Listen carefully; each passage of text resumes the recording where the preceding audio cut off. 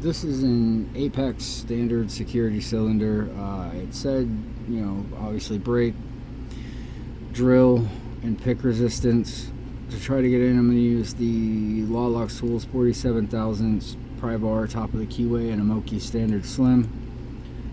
Nothing on 1, 2, 3, 4. Nothing on 5. So there's 6. Maybe something at 5.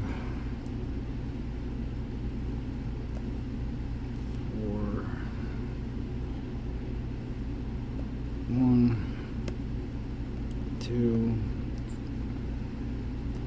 3, 4, 5, 6. 1, 2, 3.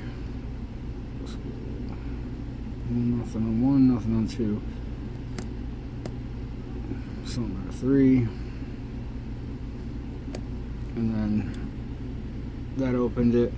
So when I hit 3, I just dropped 1, and I had to go back through and bump it again to get it open. But that's the Apex standard security thumb turn Euro cylinder.